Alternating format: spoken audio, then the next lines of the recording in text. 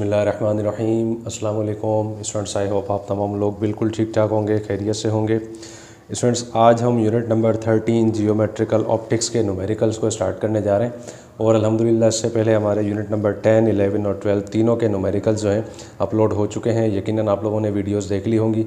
इसी वीडियो की डिस्क्रिप्शन में उनका लिंक मैं दे चुका हूँ, वहाँ से भी आप उसको सर्च कर सकते हैं। और इसके अलावा स्टूडेंट्स अनकरीब आपके जो है गेस्ट पेपर्स भी मैं अपलोड करने वाला हूँ 9th मैट्रिक क्लास की फ़िज़िक्स और जो है मैथमेटिक्स के। अगर इसके अलावा आप चाहते हैं कि किसी और सब्जेक्ट के जो गेस्ट पेपर्स मैं अपलोड करूं तो आप जो है कमेंट सेक्शन में मुझे लाजमी बताइएगा, ठीक है, ताकि फिर मैं उस हिसाब से उसको अपलोड कर दूं। तो हम क्या करते हैं, न्यूमेरिकल्स को स्टार्ट करते हैं। इस यूनिट में स्टूडेंट्स टोटल 6 जो है न्यूमेरिकल्स हैं। इंशाल्लाह आज की इस वीडियो में तमाम जो है न्यूमेरिकल्स को इंशाल्लाह हम आज सॉल्व करेंगे, ठीक है। हम आ जाते हैं भाई न्यूमेरिकल नंबर 1 में। कह रहा है कि अ thumb pin is positioned at a distance of 15 centimetre from a convex mirror, ठीक है। एक थंब पिन है, उसको रखा गया है किसी कॉन्वेक्स मिरर से 15 सेंटीमीटर दूर, ठीक है। डेटा में आ जाते हैं। सबसे पहले भाई देखें, एक थंब पिन है और ये देखें भाई ऑब्जेक्ट है, तो हम यहाँ पर बता देते हैं कि भाई ऑब्जेक्ट डिस्टेंस, ठीक है। ऑब्जेक्ट डिस्टेंस कितना है भाई हम यहाँ पर बताएंगे। जैसे देखें मैंने आपको पहले भी बताया था, न्यूमेरिकल को आप पढ़ते जाएँ, डेटा बनाते जाएँ, आपको बड़ी आसानी हो जाएगी। ऑब्जेक्ट डिस्टेंस को देखें भाई पी से डिनोट करते हैं, कितना है हम बताएंगे भाई ये है 15 सेंटीमीटर। क्लियर हो गया मामला। अच्छा भाई उसके बाद कह रहा है from a convex mirror of a focal length of 20 centimetre. Focal length भी इसने यहाँ पर दे दी है, हम यहाँ पर बता देते हैं कि भाई फोकल लेंथ भी है जो इसने दी है, हमें कितनी दी है हम बताएंगे 20 सेंटीमीटर। क्लियर हो गया। आगे कह रहा है determine the position and nature of image. आपने क्या फाइंड करना है, नेचर ऑफ इमेज फाइंड करनी है और पोजीशन। पोजीशन से क्या मुराद है भाई, पोजीशन से मुराद है यहाँ पर डिस्टेंस, ठीक है, यानी कि इमेज डिस्टेंस की बात कर रहा है। तो हम यहाँ पर बता देते हैं कि भाई एक तो ये इमेज डिस्टेंस जो है हमने ये फाइंड करना है, दूसरा हमने क्या फाइंड करनी है, नेचर ऑफ इमेज। क्लियर हो गया। नेचर ऑफ इमेज भी हमने फाइंड करना है। क्लियर स्टूडेंट्स, देखिए बड़े आसान जो न्यूमेरिकल्स हैं, कोई मसला इसके अंदर इंशाल्लाह आपको नहीं होगा। बस आपने क्या थोड़ा सा मामला आपने समझना है। देखिए मैं सबसे पहले आप बात को समझ लें। कह रहा था एक थंब पिन है, उसको रखा गया है 15 सेंटीमीटर दूर। ये रहा, देखें भाई ऑब्जेक्ट डिस्टेंस कितना है 15 सेंटीमीटर, ठीक है। और क्या रखा था, कॉन्वेक्स मिरर। कॉन्वेक्स मिरर जब भी आपके पास है जहन में रखिएगा, कॉन्वेक्स मिरर की फोकल लेंथ हमेशा नेगेटिव होती है, ठीक है। आपके पास फोकल लेंथ से दी है 20 सेंटीमीटर, लेकिन खुद इसने बताया कि वो कॉन्वेक्स मिरर था तो वो हमेशा नेगेटिव होगी, तो ये हमेशा आपने जहन में रखना है। क्लियर हो गया मामला। तो हम यहाँ पर आ जाते हैं अब सॉल्यूशन पर। देखें भाई सॉल्यूशन में आपके पास आ गए हैं और अब देखें भाई हमने यहाँ पर क्या करना है। मैंने आपको जैसे अभी बता दिया है कि फोकल लेंथ हमारे पास नेगेटिव कैसे आएगी। अगर हमारे पास कॉन्वेक्स मिरर है, कॉन्वेक्स मिरर दिया गया तो फोकल लेंथ उसकी हमेशा नेगेटिव होती है, तो यहाँ पर नेगेटिव मैंने दे दिया, ठीक है। फॉर्मूले में आ जाते हैं। फॉर्मूला देखें भाई आप इसका हमेशा जहन में रखिएगा। फॉर्मूला इसका होता है कि 1/f is equal to 1/p plus 1/q। ये इसका फार्मूला है, हमेशा जहन में रखिएगा। तमाम क्वेश्चंस में यही फार्मूला लगेगा, ठीक है। अब आप कर लें वैल्यूज़ को पुट। ये देखें भाई आपके पास बन जाएगा 1/20, ठीक है, और यहाँ पर माइनस आएगा वैसा का वैसा, इज़ इक्वल टू पी की वैल्यू आपके पास कितनी है आप बताएंगे 1/15 है, प्लस 1/q। क्यू आपने फाइंड करना है तो क्यू फिलहाल आएगा यहाँ पर वैसा का वैसा, ठीक है। अब देखें भाई हमने क्या करना है, क्यू की वैल्यू फाइंड करनी है। 1/q को इक्वल के उस तरफ भेज देंगे, इसको हम यहाँ पर ले आएंगे तो ये हमारे पास बन जाएगा माइनस का 1/q, और ये हमारे पास है माइनस का यानी कि 1/15 है, ये यहाँ पर आकर बन जाएगा प्लस का 1/20। यहाँ तक देखें आपको बात समझ में अच्छे से आ गई होगी। अब देखें भाई 1/q आएगा आपके पास वैसा का वैसा। यहाँ पर आप निकाल लें एलसीएम। आप जानते हैं एलसीएम कैसे निकलता है, नीचे वाली रकमें एक साथ मल्टीप्लाई होंगी। तो देखें भाई कर लिया हमने, इस वाली को यहाँ से मल्टीप्लाई कर दें, इस वाली को यहाँ से, ये भी आप अच्छे से जानते हैं। तो आपके पास यहाँ पर आ जाएगा 20 + 15, ठीक है। अच्छा भाई इसके बाद क्या होगा, आप बताएंगे सर माइनस का 1/q है, ये सिंप्लीफाई होने के बाद आपके पास आ जाएगा 35/300, ठीक है। ये चीज़ भी आपके जहन में अच्छे तरीके से आ गई होगी।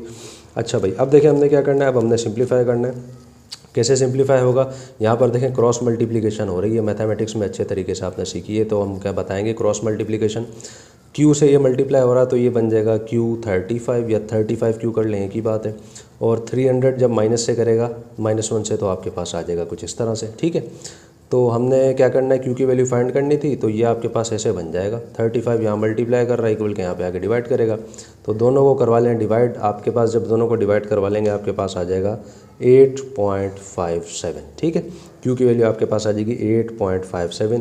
तो देखें भाई, मुझे उम्मीद है आपको बहुत अच्छे तरीके से बात समझ आ रही होगी।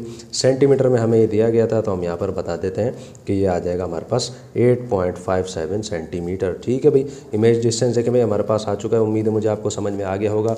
नेक्स्ट में आ जाए, आपको मालूम करना है nature of image. Nature of image क्या होगी, देखें भाई हमेशा जहन में रखिएगा, आगे के क्वेश्चन में भी काम आएगा। क्यू की वैल्यू बताएगी नेचर ऑफ इमेज क्या होगी, ठीक है। दोबारा कह रहा हूँ, क्यू की वैल्यू बताएगी नेचर ऑफ इमेज क्या होगी। अगर ये नेगेटिव है तो आपके पास नेचर ऑफ इमेज हमेशा वर्चुअल होगी, ठीक है। आप बता देंगे कि नेचर ऑफ इमेज, ठीक है, क्या होगी। अगर क्यू की वैल्यू नेगेटिव है तो ये क्या होगी, आप बताएंगे सर ये होगी वर्चुअल, ठीक है। क्या होगी, वर्चुअल इमेज। अगर ये पॉजिटिव होती तो ये रियल इमेज होता। क्लियर हो गया मामला। तो स्टूडेंट्स देखें भाई, ये आ गया इसका आंसर। उम्मीद है मुझे भाई बहुत अच्छे तरह से ये आपको न्यूमेरिकल समझ में आ गया होगा। बाकी न्यूमेरिकल्स भी बिल्कुल इसी तरीके से होंगे। अब हम आते हैं नेक्स्ट न्यूमेरिकल में, यानी कि न्यूमेरिकल नंबर 2 में। न्यूमेरिकल नंबर 2 में स्टूडेंट्स हम आगे हैं, आपके सामने मौजूद है। कह रहा है an image of a specimen appears to be 11.5 centimetre behind a concave mirror with a focal length of 13.5 centimetre, ठीक है। डेटा में आ जाए, सबसे पहले एक इमेज है वो बन रही है स्पेसिमेन की। स्पेसिमेन एक किस्म का एक नमूना होता है या फिर एक मॉडल, जिसको आप कह लें, मॉडल को कहते हैं स्पेसिमेन, कोई पड़ा है। वो कहाँ पर रखा हुआ है, 11.5 centimetre behind a concave mirror. एक कॉनकेव मिरर है उसके बिहाइंड पड़ा हुआ है, ठीक है। डेटा आप बना लें। सबसे पहले हम यहाँ पर बताते हैं कि इमेज डिस्टेंस जो है, इमेज डिस्टेंस, ठीक है। और आप अच्छे से जानते हैं इमेज डिस्टेंस को हम किससे ज़ाहिर करते हैं, आप बताएंगे सर हम उसको क्यू से ज़ाहिर करते हैं। कितना दिया गया है, हमें दिया गया है 11.5 सेंटीमीटर, ठीक है। अब देखें, दोबारा समझ लें, कॉनकेव मिरर की बात कर रहा है। कॉनकेव मिरर की एक चीज़ तो आपने ज़हन में रख दिएगा, फोकल लेंथ तो हमेशा पॉजिटिव होती है। पिछला क्वेश्चन था कॉन्वेक्स लेंस था, कॉन्वेक्स मिरर था, उसकी फोकल लेंथ हमेशा नेगेटिव होती है। कॉनकेव मिरर की हमेशा फोकल लेंथ पॉजिटिव होती है। लेकिन यहाँ पर इसने बात की है कि वो बिहाइंड पड़ा हुआ है। बिहाइंड है तो आपका इमेज डिस्टेंस क्या होगा, नेगेटिव होगा, ठीक है। ध्यान में रखिएगा, बिहाइंड अगर है तो फिर वो इमेज डिस्टेंस उसका नेगेटिव होगा, वैल्यू नेगेटिव में आएगी, ठीक है। आ जाए नेक्स्ट में, कह रहा था उसकी फोकल लेंथ भी है। फोकल लेंथ कितनी है भाई, आप बताएंगे। फोकल लेंथ को हम एफ से जाहिर करते हैं, और कितनी दी गई है, आप बताएंगे सर वो है 13.5 सेंटीमीटर, ठीक है। अच्छा भाई, उसके बाद कह रहा है find the specimens distance from the mirror, यानी कि ऑब्जेक्ट डिस्टेंस जो है वो हमने फाइंड करना है। तो हम यहाँ पर बताते हैं ऑब्जेक्ट डिस्टेंस हमने फाइंड करना है, जिसको हम किससे ज़ाहिर करते हैं, आप बताएंगे पी से ज़ाहिर करते हैं, ठीक है।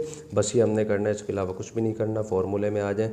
फार्मूला आप अच्छे से जानते हैं कि 1/f is equal to 1/p plus 1/q। ये आप अच्छे से जानते हैं, इसका फार्मूला है, ठीक है। अब हमने क्या करना है, इसकी वैल्यूज़ को पुट करना है। तो 1/f यानी कि f की वैल्यू आपके पास है 13.5 इज़ इक्वल टू पी की वैल्यू कितनी है मालूम नहीं है, तो फिलहाल 1/p आ जाएगा। क्यू की वैल्यू कितनी है, आप बताएंगे सर वो है माइनस में 11.5, ठीक है। अच्छा भाई, अब हम करा लेंगे इसको सिंप्लीफाई। कैसे हो जाएगा सिंप्लीफाई, देखें भाई 1/13.5, तो ये तो आएगा हमारे पास वैसा का वैसा, बराबर किसके है, आप बताएंगे 1/p है। अच्छा देखें, प्लस माइनस होता है माइनस, तो ये अब बन जाएगा कुछ इस तरह से। हालांकि देखें, करने को मैं यहाँ पर भी कर सकता था, लेकिन एक इससे बढ़ा दिया है, कोई मसला नहीं है, बस बात अच्छे से आपको समझ में आनी चाहिए। तो यहाँ पर देखें भाई आगे क्या मामला यहाँ पर बनेगा। अच्छा, 1/p को हम क्या करते हैं, इक्वल के बल्कि हम क्या करते हैं, इसी को यहाँ पर ले जाते हैं, तरतीब के साथ लिख देते हैं। 1/p इज़ इक्वल टू, हमारे पास 1/13.5 मौजूद था, ये माइनस का था, इक्वल के वहाँ चला गया, ये बन गया प्लस का 11.5, ठीक है। यहाँ तक आपको बात अच्छे से समझ में आ रही होगी। तो यहाँ पर देखें आपके पास आ जाएगा 1/p इज़ इक्वल टू, अब भाई देखें दोनों का निकाल लें एलसीएम। 13.5 को आप करवा लें मल्टीप्लाई 11.5 से, दोनों को मल्टीप्लाई आप करवाएंगे, आपके पास आ जाएगा 135.25, ठीक है। यहाँ वाली रकम 1 से मल्टीप्लाई होगी, यहाँ वाली 1 से, तो हमारे पास ऊपर आ जाएगा, आप बताएंगे 11.5 आ जाएगा प्लस 13.5 भी आ जाएगा, सिंपल सी बात है। तो ये देखिए हमारे पास 135 पॉइंट नहीं है, ये हमारे पास आएगा 155, ठीक है स्टूडेंट्स, ये होगा हमारे पास 155, ठीक। तो सिंप्लीफाई करवा लें, 1/p इज इक्वल टू ऊपर वाली रकमें प्लस हो जाएंगी, हमारे पास सिंपल आएगा 25, नीचे आएगा 155.25। ठीक है, अब देखिए भाई हमने क्या करना है, हमने p की वैल्यू फाइंड करनी है। ठीक है, हम यहाँ पर क्या करते हैं, काम करते हैं, इनको रिवर्स कर देते हैं। ये 1/p है, हम इसको अगर रिवर्स करते हैं आप बताएंगे सर ये सिर्फ p बनेगा, क्योंकि 1 नीचे जाएगा तो वो किसी काम का नहीं होगा। ठीक है, तो ये जब जाहिर सी बात है रिवर्स होगा तो ये रकम भी रिवर्स हो जाएगी, हमारे पास आ जाएगा 155.25 अपॉन में 25। ठीक है, नीचे वाली रकम ऊपर आ गई, ऊपर वाली नीचे आ गई, ऐसा हम कर सकते हैं, मैथमेटिक्स में अच्छे से जानते हैं आप। अब करवा लें दोनों को डिवाइड, जब आप दोनों को डिवाइड करवाएंगे आपके पास आ जाएगा 6.21, और सेंटीमीटर में हमें दिया गया था तो हम बता देंगे सेंटीमीटर, यानी कि हमारा जो ऑब्जेक्ट डिस्टेंस होगा कितना होगा, 6.21 सेंटीमीटर्स होगा। ठीक है स्टूडेंट्स, तो ये देखें भाई आ गया इसका आंसर। उम्मीद है मुझे बहुत अच्छे तरीके से न्यूमेरिकल नंबर 2 भी आपको समझ में आ गया होगा। न्यूमेरिकल नंबर 2 कंप्लीट हुआ, अब हम आते हैं न्यूमेरिकल नंबर 3 में। न्यूमेरिकल नंबर 3 में स्टूडेंट्स हम आगे हैं, आपके सामने मौजूद है, कह रहा है अ कॉन्वेक्स मिरर। ठीक है, कॉन्वेक्स मिरर की बात कर रहा है, और ये देखें एक MCQs है कि a convex mirror used for rear view on an automobile. ठीक है, गाड़ियाँ जो होती हैं उसमें शीशा लगा हुआ होता है, आपने देखा होगा सामने आगे की तरफ शीशे लगे हुए होते हैं ताकि पीछे से आने वाली गाड़ी हमें नज़र आए, वो कॉन्वेक्स मिरर होता है। ठीक है, कह रहा है वो उसको इस्तेमाल किया जाता है गाड़ियों में। कह रहा है has a radius of curvature of 4.00 metre. Radius of curvature एक नई चीज़ हमारे पास आई है, थ्योरी में यकीनन आपने पढ़ ली होगी वो। तो हम बताते हैं कि रेडियस ऑफ कर्वेचर जो है ये इसने यहाँ पर दिया है, और रेडियस ऑफ कर्वेचर जहाँ आता है वहाँ पर देखें फोकल लेंथ नहीं आती, वो हमने निकालनी होती है। इसको हम देखें R से ज़ाहिर करते हैं, कितना दिया है हम बताएंगे, ये इसने यहाँ पर दिया है भाई 4.00 मीटर। तो हम यहाँ बताते हैं 4.00 मीटर, और पॉइंट के बाद 00 आ रहा है तो हम ना लगाएं तो भी कोई मसला नहीं है, 4 मीटर भी लिख सकते हैं, लेकिन इसने जब दिया है तो हम ऐसे लिख लेते हैं, कोई मसला नहीं है। ठीक है, कह रहा है if a bus is located at 5 metre from this mirror. कह रहा है अगर इस शीशे में नज़र आ रहा है कि कोई बस है 5 मीटर दूर मौजूद है। ठीक है, मीटर में क्वेश्चन आया इस दफ़ा, और देखें बस एक किस्म का ऑब्जेक्ट है, तो हम यहाँ पर बता देते हैं कि ऑब्जेक्ट डिस्टेंस जो है कितना दिया है, हम बताएंगे भाई कितना दिया है 5 मीटर। ठीक है, और इसको हम p से ज़ाहिर करते हैं, कितना दिया है 5 मीटर्स। कह रहा है find the image position, image की पोजीशन यानी कि इमेज डिस्टेंस हमने फाइंड करना है। पोजीशन से मुराद डिस्टेंस होता है, हम बताएंगे इमेज डिस्टेंस की बात कर रहा है, और इमेज डिस्टेंस क्या होता है आप बताएंगे सर वो q होता है। ठीक है ना, ऐसा ही है, एक तो ये हमने फाइंड करना है। दूसरा कह रहा है नेचर एंड साइज़, नेचर हमने फाइंड करनी है। ठीक है भाई, उसके बाद कह रहा है साइज़ भी हमने फाइंड करना है, साइज़ भी फाइंड करना है, क्या वो छोटी है बड़ी है कितनी है, ये हमने फाइंड करना है। ठीक है, तो देखें भाई सबसे पहले आपके जहन में फार्मूला तो होगा, लेकिन फार्मूले में तो फोकल लेंथ भी थी। अब फोकल लेंथ तो हमारे पास नहीं है, तो भाई नहीं है तो हमने निकालनी होगी। कैसे निकालेंगे, देखें भी बात को समझ लें।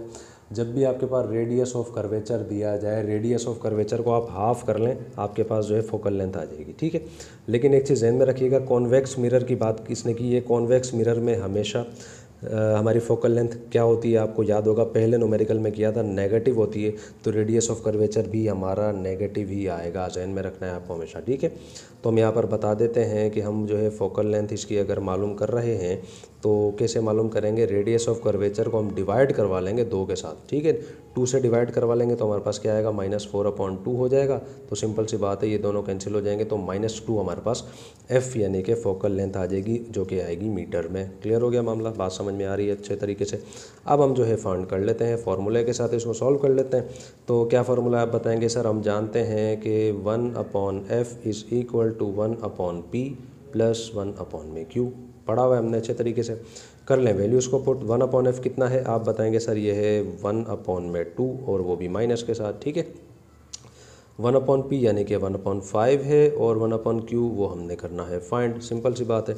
अब देखें हमने क्या करना है आगे, 1/q की वैल्यू फाइंड करनी है। हम क्या करते हैं, 1/q को इक्वल किस तरह भेज देते हैं, ये बन जाएगा माइनस का 1/q, ऊपर से 1/5 आएगा वैसा का वैसा, ये माइनस का 1/2 था, यहाँ पर आकर बन जाएगा प्लस का 1/2। देखिए भाई मुझे उम्मीद है यहाँ तक तो आपको अच्छे तरीके से बात समझ में आ गई होगी। सिंप्लीफाई करवा लेते हैं, ये बन जाएगा माइनस का 1/q। देखें भाई इसका निकलेगा एलसीएम निकालेंगे, नीचे हमारे पास 10 आ जाएगा, और ऊपर हमारे पास क्या आएगा आप अच्छे से जानते ही हैं, ये दोनों आपस में क्रॉस मल्टीप्लिकेशन की तरह मल्टीप्लाई हो जाएंगी। हमारे पास यहाँ पर आएगा 1/q इज़ इक्वल टू 7/10। ठीक है भाई, देखें यहाँ तक तो बात आपको समझ में आ रही होगी अच्छे तरीके से। अब हमने क्या करना है आप अच्छे से जानते हैं, अब हमने इसको रिवर्स करवाना है, या तो क्रॉस मल्टीप्लिकेशन करवा लें रिवर्स करवा लें, एक ही बात है।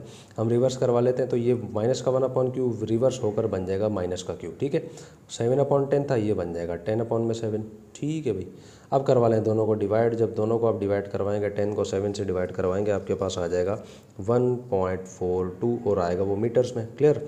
माइनस की निशानी थी, अब ये माइनस इधर आ जाएगी, यानी कि माइनस का क्यों था तो सिंपल सी बात है, इसकी वैल्यू भी माइनस में ही होगी। तो ये आप बताएंगे माइनस का 1.42 और ये आ जाएगा मीटर्स में। ठीक है स्टूडेंट, यहाँ तक देखें, उम्मीद है आपको बात अच्छे से समझ में आ गई होगी। और आपको मैंने पहले भी बताया था कि आपके पास कॉन्वेक्स मिरर अगर है तो आपके पास उसकी नेचर क्या होगी, नेचर हमेशा उसकी वर्चुअल होगी। ठीक है ना, आपको मैं बता रहा हूँ क्या होगी, वर्चुअल होगी। तो हम यहाँ पर बता देते हैं कि अगर नेचर के बारे में वो बात कर रहा है तो वो हमेशा क्या होगी भाई, वो होगी वर्चुअल इमेज। ठीक है भाई, आपको बात समझ में आ गई है। अच्छा, नेचर हो गया। अब आ जाए साइज़ के ऊपर।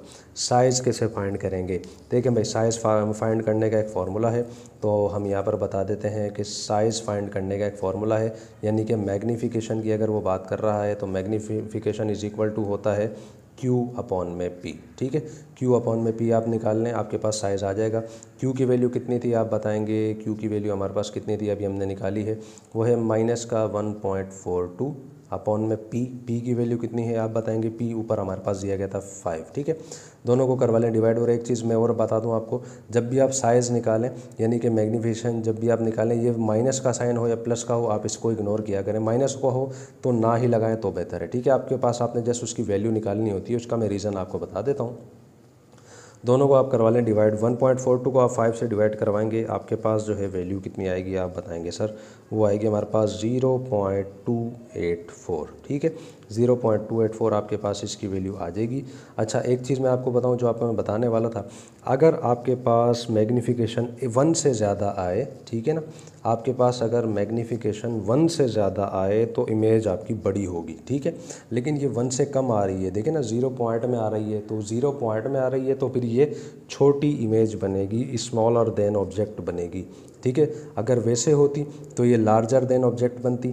ठीक है, पर ये अगर 1 से जो है छोटी आई है वैल्यू हमारे पास, तो हमारे पास ये क्या बनेगी आप बताएंगे सर, ये बनेगी स्मॉलर देन ऑब्जेक्ट। तो हम यहाँ पर बता देते हैं कि हमारे पास साइज़ जो है क्या आया है, हम बताएंगे स्मॉलर देन ऑब्जेक्ट। ठीक है स्टूडेंट्स, तो देखिए भाई, मुझे उम्मीद है बहुत अच्छे तरीके से न्यूमेरिकल नंबर 3 भी आपको समझ में आ गया होगा। बड़े आसान न्यूमेरिकल्स हैं, कोई परेशानी की बात नहीं है, जस्ट आपने ये चीज़ अच्छे से समझनी है। इसका जो आपने अच्छे तरीके से बस फार्मूला आप समझ लें कि आपके पास अगर कॉन्वेक्स मिरर आ रहा है, आपकी उसकी फोकल लेंथ आपने हमेशा नेगेटिव निकालनी है, कॉनकेव मिरर आ रहा है तो आपने पॉजिटिव निकालनी है। लेकिन लेंस का मामला अलग होता है। नेक्स्ट न्यूमेरिकल हमारा जो है लेंस पर आ रहा है, तो लेंस पर जब हम उसको देखते हैं फिर मैं आपको उसमें बताता हूँ कि वो किस तरीके से करना होगा। ठीक है, 3 न्यूमेरिकल हो गए, अब हम आते हैं नेक्स्ट में, यानी कि नंबर 4 में। न्यूमेरिकल नंबर 4 में स्टूडेंट्स हम आ गए हैं, आपके सामने मौजूद है, कह रहा है an object is placed at 15 centimetre. ठीक है,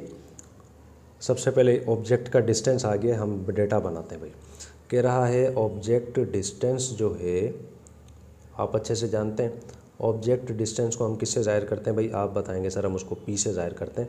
कितनी दूर पड़ा है भाई, 15 सेंटीमीटर। ठीक है, देखिए ऐसे पढ़ते पढ़ते बनाते रहेंगे, आपके लिए आसानी हो जाएगी, लेकिन कोई मसला नहीं, पूरा भी पढ़ लेंगे, कोई मसला नहीं है। कह रहा away from a converging lens. ठीक है, कन्वर्जिंग लेंस की बात कर रहा है। कन्वर्जिंग लेंस कौन सा होता है, कॉन्वेक्स लेंस की बात करता है। ठीक है, कन्वर्जिंग लेंस यानी कि कॉन्वेक्स लेंस होता है। ठीक, और एक बात मैं बता दूं, कॉन्वेक्स मिरर जब होता है तो फोकल लेंथ नेगेटिव होती है, पर जब कॉन्वेक्स लेंस की बात है ना तो फोकल लेंथ पॉजिटिव होती है, जहन में रखना है, उसमें उल्टा सिस्टम है। ठीक है, तो कह रहे हैं उसकी फोकल लेंथ कितनी है भाई, 10 सेंटीमीटर। तो हम यहाँ पर बताएंगे कि फोकल लेंथ जो है हमारी, फोकल लेंथ जिसको हम एफ से ज़ाहिर करते हैं, कितनी है, 10 सेंटीमीटर। ठीक है, और ये पॉजिटिव ही होगी, क्यों, क्योंकि रीज़न मैं आपको बता चुका हूँ, क्योंकि कॉन्वेक्स लेंस की बात हो रही है, मिरर की बात नहीं हो रही। कह रहा है डिटरमाइन द पोजीशन। पोजीशन से मुराद आप बताते हैं कह सकते हैं कि इमेज डिस्टेंस की बात कर रहा है, तो हम यहाँ पर बता देते हैं कि भाई डिस्टेंस। ठीक है भाई, किससे ज़ाहिर करते हैं, हम बताएंगे क्यू से ज़ाहिर करते हैं हम इसको। ठीक है, अच्छा, कह रहा है नेचर एंड साइज़। साइज़ भी कह रहा है कि आपने साइज़ भी इसका बताना है। ठीक है भाई, साइज़ भी आ जाएगा, और आपने इसकी नेचर भी बतानी है। ठीक है भाई, नेचर भी बता देंगे हम इसकी। यहाँ तक बात समझ आ रही है। ठीक है, आ जाए भाई, सबसे पहले फार्मूला में हम बताते हैं कि हम जानते हैं कि 1/f is equal to 1/p plus में 1/q। ठीक है, सिंपल है आज वाला क्वेश्चन, तो अभी वाला सारा कुछ पॉजिटिव में ही है। हम क्या करते हैं, बस वैल्यूज़ को पुट करते हैं 1/f। ठीक है, 1/f से मुराद है हमारे पास फोकल लेंथ, ये हमारे पास आ जाएगा 1/10 इज़ इक्वल टू 1/p यानी कि 1/15 हो गया, प्लस 1/q, q हमने फाइंड करना है। ठीक है, अच्छा भाई हम क्या करते हैं 15 को इक्वल के उस तरफ भेज देते हैं, तरतीब के साथ इसको लिखते हैं, तो ये बन जाएगा 1/10 माइनस का 1/15। ठीक है, तो एलसीएम निकाल लें 1/q इज़ इक्वल टू, चलें भाई एलसीएम निकालते हैं अगर हम इसका, तो ये हमारे पास नीचे आ जाएगा 150, ये ऊपर जाएगा बनेगा 15 और ये बन जाएगा 10। ठीक है भाई, चलें भाई 15 में से 10 जाएगा, आप बताएंगे 5 बच जाएगा, नीचे आपके पास आ जाएगा 150। यहाँ तक तो आपको बात अच्छे से तरीके से समझ में आ ही रही होगी। तो अब हम देखें क्या करते हैं, इसको मज़ीद सिंप्लीफाई करते हैं। आपके पास यहाँ पर देखें, अच्छा हम क्या करते हैं, इसको रिवर्स करने जा रहे हैं, क्योंकि आप जानते हैं नीचे वाली ऊपर, ऊपर वाली नीचे, तो ये आपके पास बन जाएगा सिर्फ यहाँ पर q, और यहाँ पर आ जाएगा 150 अपॉन में आपके पास आ जाएगा 5। ठीक है, तो जब ये आपस में कट जाएगा तो 5 3 जा 15 हो जाएगा, 0 आपके पास आ जाएगा वैसा का वैसा। ठीक है, q की वैल्यू आपके पास आ चुकी है, और ये सेंटीमीटर में मौजूद है, तो हम यहाँ पर बता देते हैं कि ये सेंटीमीटर है। यहाँ तक तो देखें आपको बात समझ में अच्छे से आ गई होगी। अब हम आते हैं नेक्स्ट स्टेप में, q की वैल्यू आ चुकी है। अब हम आ रहे हैं, देखें भाई किसके अंदर, अब हमारे नेचर में आ जाते हैं। सबसे पहले देखें भाई नेचर की मैं बात कर रहा हूँ। यहाँ पर मैंने आपको बताया था कि q की वैल्यू बताएगी कि नेचर क्या है। q की वैल्यू अगर पॉजिटिव है तो नेचर हम जानते हैं क्या होगी, आप बताएंगे रियल, ऐसे ही है, रियल इमेज इसकी बनेगी। अगर आप जानते हैं कि q की जो है वैल्यू नेगेटिव आती तो वो क्या थी, आप जानते हो वर्चुअल थी। ठीक है, बात आपको समझ आ रही है। तो हमने यहाँ पर बता दिया कि नेचर क्या है इसकी, रियल जो है यहाँ पर इमेज बनेगी। ठीक है भाई, बात आपको समझ में आ गई है। अब आप आ जाए साइज़ पर, चलें भाई हमारे साइज़ पर। साइज़ से मुराद है मैग्नीफिकेशन। क्या बताया था मैंने आपको, मैग्नीफिकेशन जब भी फाइंड करनी हो q अपॉन में p कर लिया करें। तो q की वैल्यू कितनी है हम बताएंगे, ऊपर अभी हमने निकाली है 30, p हमारे पास कितना था वो रहा ऊपर 15। ठीक है, दोनों जब कैंसिल हो जाएंगे हमारे पास क्या आएगा 2, यानी कि मैग्नीफिकेशन हमारे पास कितनी आएगी, आप बताएंगे सर वो 2 आएगी। 2 से मुराद यहाँ पर क्या है भाई, 2 से मुराद है यहाँ पर डबल, ऐसा ही है ना, 2 से मुराद डबल है। तो हमारे पास क्या, हमारे पास इसकी नेचर बनेगी, नेचर हमारे पास इसकी बनेगी डबल देन ऑब्जेक्ट। ठीक है, क्या आएगी, डबल देन ऑब्जेक्ट। जैसे पिछला हमारे पास था जो हमारे पास स्मॉलर देन ऑब्जेक्ट, ये हमारे पास है डबल देन ऑब्जेक्ट। ठीक है स्टूडेंट, तो देखिए भाई ये आ गया इसका आंसर। उम्मीद है मुझे बहुत अच्छे तरीके से न्यूमेरिकल नंबर 4 भी आपको समझ आ गया होगा। बिल्कुल आसान न्यूमेरिकल्स है, कोई परेशानी की बात इंशाल्लाह आपको नहीं होगी। ठीक है, 4 न्यूमेरिकल अल्हम्दुलिल्लाह कंप्लीट हो गए। अब हम आते हैं नंबर 5 में। नेक्स्ट न्यूमेरिकल यानी कि न्यूमेरिकल नंबर 5 में स्टूडेंट्स हम आ गए। क्या कह रहे हैं देखें, मैं बात को समझने के रहा, कॉनकेव लेंस। ठीक है, कॉनकेव लेंस की बात कर रहा है, मिरर नहीं है, लेंस है। Concave lens of focal length 20 centimetre. ठीक है, सबसे पहले फोकल लेंथ इसने दी है, यहाँ पर डेटा में आ जाते हैं। हम बताते हैं कि फोकल लेंथ इसने यहाँ पर दे दी है, जिसको हम f से ज़ाहिर करते हैं। कितनी दी है भाई, आप बताएंगे 20 सेंटीमीटर। ठीक है भाई, अच्छा भाई आगे कह रहा है forms an image 15 centimetre from the lens. एक इमेज वो बना रहा है, यानी कि इमेज डिस्टेंस इसने यहाँ पर दे दिया है। इमेज डिस्टेंस की ये बात कर रहा है। इमेज डिस्टेंस को हम अच्छे से जानते हैं, किससे ज़ाहिर करते हैं भाई, आप बताएंगे सर हम q से ज़ाहिर करते हैं। कितना दिया है आप बताएंगे सर वो दिया है 15 सेंटीमीटर। ठीक है भाई, यहाँ तक बात आपको समझ में अच्छे से आ गई है। कह रहा है determine the power of a lens. आपने क्या फाइंड करना है, पावर ऑफ लेंस फाइंड करना है। हम यहाँ पर बताते हैं कि पावर ऑफ लेंस हमने फाइंड करना है, किससे ज़ाहिर करते हैं, p से ही ज़ाहिर करते हैं। ठीक है भाई, आगे कह रहा है how far is the object position from the lens. Object की पोजीशन भी फाइंड करनी है, यानी कि ऑब्जेक्ट का डिस्टेंस भी हमने फाइंड करना है। और आप इसको भी जानते हैं कि आप इसको जो है p से ही ज़ाहिर करते हैं। ठीक है, तो हम क्या करते हैं, इसको p1 कर देते हैं, इसको p2 कर देते हैं, एक ही बात है, कोई मसला नहीं है। ठीक, अब देखें भाई हमने क्या करना है, अब आप ये चीज़ें देख लें, फोकल लेंथ या इमेज डिस्टेंस पॉजिटिव है या नेगेटिव है, इसको आप समझ लें। देखें भाई, इसने यहाँ पर बात की थी कॉनकेव लेंस की। ठीक है, कॉनकेव लेंस की जब इसने बात की है तो जहन में रखिएगा, कॉनकेव लेंस हमेशा वर्चुअल इमेज बनाता है। पढ़ा था ना हमने, कॉनकेव लेंस हमेशा वर्चुअल इमेज बनाता है। तो हमारे पास इमेज डिस्टेंस क्या आएगा, आप बताएंगे नेगेटिव आएगा। इमेज डिस्टेंस हमारे पास क्या आएगा, नेगेटिव आएगा। और कॉनकेव लेंस की फोकल लेंथ हमेशा नेगेटिव होती है, ये भी ध्यान में रखिएगा। अगर मिरर होता तो पॉजिटिव होती, लेंस की बात कर रहा है तो ये हमारे पास नेगेटिव ही आएगी। ठीक है, बात आपको समझ में आ गई है। अब देखें हर चीज़ हमारे पास क्लियर हो चुकी है। अब हम क्या करते हैं, पावर ऑफ लेंस फाइंड कर लेते हैं सबसे पहले, देन उसके बाद ऑब्जेक्ट डिस्टेंस को फाइंड कर लेंगे। तो हम यहाँ पर बता देते हैं कि सबसे पहले जो है हम पावर ऑफ लेंस तो उसको फाइंड करने जा रहे हैं। तो हम यहाँ पर बता देते हैं कि पावर ऑफ लेंस को हम फाइंड करने जा रहे हैं, यानी कि हम फाइंड करने जा रहे हैं P1 को। ठीक है, फॉर्मूला इसका ज़हन में रखिएगा, इसका फॉर्मूला होता है 1/f, P is equal to 1/f। तो हम इसकी वैल्यू चले, हम 1 को ना भी लगाएं तो कोई मसला नहीं, जैसे आपकी आसानी के लिए 1 मैंने यहाँ पर लगाया। तो अच्छा, फोकल लेंथ की बात कर रहा हूँ और वो हमेशा किस में होनी चाहिए, मीटर में होनी चाहिए। ठीक है, ये इसका फॉर्मूला है। अब हमारे पास आप बताएंगे सर फोकल लेंथ तो हमारे पास सेंटीमीटर में दी गई है, तो कोई मसला नहीं, हम उसको कन्वर्ट कर लेते हैं।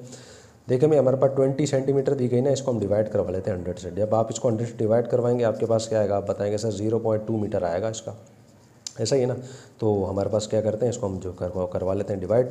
तो ये हमारे पास वैल्यू इसकी बन जाएगी 1 और जो है फोकल लेंथ हमारे पास मीटर में कितनी आई है, आप बताएंगे सर 0.2 आई है। और वो क्या है, नेगेटिव है, तो चले भाई नेगेटिव माइनस की निशानी भी आ जाएगी।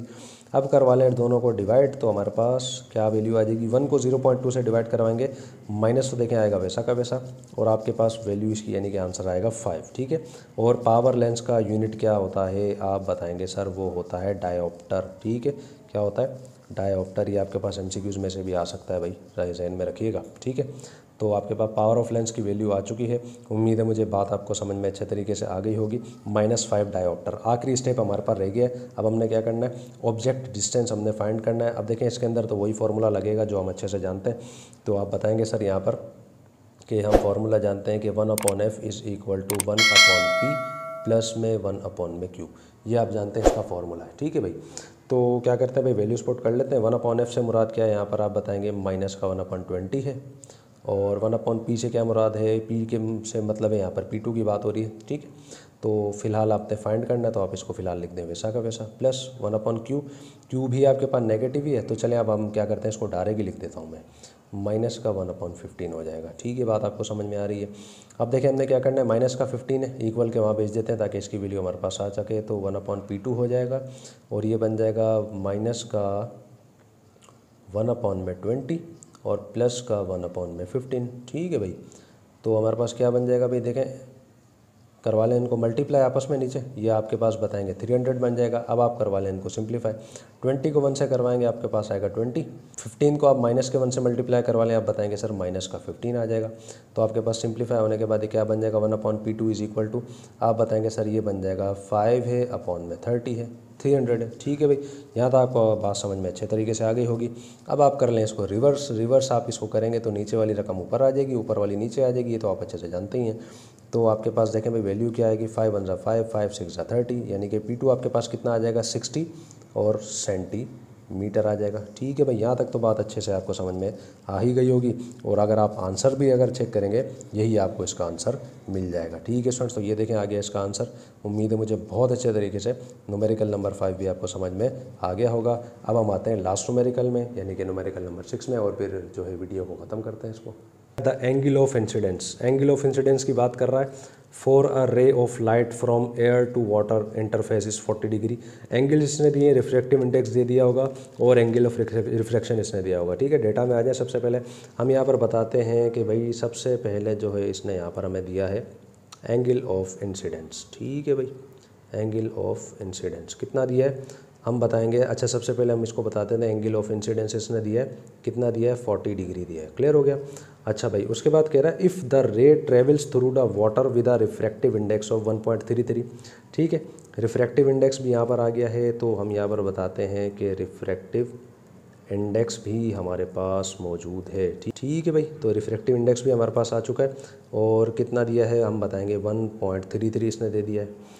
तो फाइंड क्या करना है, कह रहा है calculate the angle of refraction. Angle of refraction हमने फाइंड करना है, तो हम यहाँ पर बता देते हैं कि एंगल ऑफ रिफ्रैक्शन हमने जो है फाइंड करना है। ठीक है भाई, एंगल ऑफ रिफ्रैक्शन यानी कि एंगल ऑफ रिफ्रैक्शन, ऐसे हम कर लेते हैं। ये हमने फाइंड करना है, ठीक है। तो हम आ जाते हैं सॉल्यूशन में। तो भाई सॉल्यूशन में हम अच्छे से जानते हैं कि एंगल ऑफ रिफ्रैक्शन फाइंड करने के लिए हमारे पास इसका फॉर्मूला है।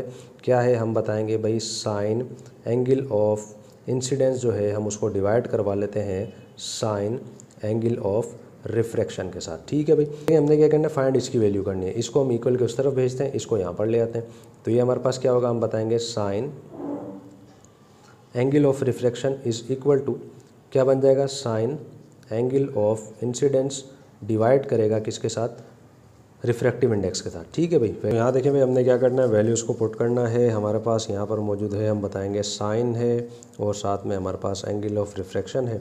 यहाँ पर भी हमारे पास साइन है और एंगल ऑफ इंसिडेंस की वैल्यू हमारे पास कितनी है, आप बताएंगे 40 है। ओवर हमारे पास कितनी है, रिफ्रैक्टिव इंडेक्स हमारे पास हम बताएंगे वो हमारे पास है 1.33, ठीक है भाई। यहाँ पर आ जाएगा इस तरीके से। तो यहाँ पर हम करते हैं इसको फाइंड। साइन 40 की वैल्यू सबसे पहले हमने फाइंड करनी होगी, हम बताएंगे कितनी है, वो 0.642 है। अपॉन में हमारे पास क्या है, आप बताएंगे 1.33 मौजूद है, ठीक है भाई। यहाँ तक आपको बात अच्छे तरीके से समझ में जो है आ गई होगी। हम आ जाते हैं नेक्स्ट स्टेप में, हम बताएंगे साइन एंगल ऑफ रिफ्रैक्शन जो है हमारे पास, दोनों को डिवाइड करवा लेते हैं तो हमारे पास वो आ जाएगा कितने है, हम बताएंगे कितना आएगा, 0.482 हमारे पास आ जाएगा, ठीक है। तो क्या हमारे पास ये आंसर आ चुका है, जी नहीं, आंसर नहीं आया, क्योंकि हमारे पास साइन को भी हमने ठिकाने लगाना है। तो हम क्या करते हैं, एंगल ऑफ रिफ्रैक्शन जो है कैसे आएगी, साइन को इक्वल के उस तरफ भेजते हैं तो साइन पॉजिटिव है, यहाँ पर अगर नेगेटिव यानी कि इन्वर्स हो जाएगा, क्या है 0.482 है। तो हम क्या करते हैं, इसको कर लेते हैं फाइंड साइन इन्वर्स को। आप 0.482 जब आप कैलकुलेटर से निकाल लेंगे आपके पास आ जाएगा स्टूडेंट्स 28.8, और इसका जो है साथ में आप जानते हैं अच्छा तरीके से डिग्री 28.8 यानी कि तकरीबन देखें 29 डिग्री जो हमारे पास इसका आंसर आ जाएगा। यानी कि एंगल ऑफ रिफ्रैक्शन हमारे पास तकरीबन 29 डिग्री या ऐसे कह लें 28.8 डिग्री आ जाएगा, ठीक है स्टूडेंट्स। तो ये देखें भाई आ गया हमारे पास इसका आंसर। उम्मीद है मुझे बहुत अच्छे तरीके से जो है पूरे यूनिट के न्यूमेरिकल्स आपको अच्छे से समझ में आगे होंगे। फ्रेंड्स देखें मैं यहाँ पर हमारी आज की इस वीडियो का इख्तिताम हो गया। मुझे उम्मीद है बहुत ही अच्छे तरीके से आपको ये न्यूमेरिकल समझ में आगे होंगे। तो स्टूडेंट्स इंशाल्लाह आपके न्यूमेरिकल्स के साथ ही साथ आपके गैस पेपर्स भी अपलोड किए जा रहे हैं इंशाल्लाह। क्लास 9th की और मैट्रिक की फ़िज़िक्स और मैथमेटिक्स के गैस पेपर्स इंशाल्लाह मैं अपलोड करने वाला हूँ। अगर आप चाहते हैं इसके अलावा किसी और सब्जेक्ट के गैस पेपर्स में अपलोड करूँ, कमेंट सेक्शन में मुझे लाजमी बताइए ताकि फिर मैं उस हिसाब से वीडियो बनाकर अपलोड कर दूँ, ठीक है स्टूडेंट्स। तो अब हमारी मुलाकात होगी इंशाल्लाह नेक्स्ट वीडियो में, जिसमें हम स्टार्ट करेंगे आपके नेक्स्ट यूनिट यानी कि यूनिट नंबर 14 के न्यूमेरिकल्स। तब तक के लिए अल्लाह हाफिज़, अस्सलामु अलैकुम वरहमतुल्लाहि वबरकातुहू।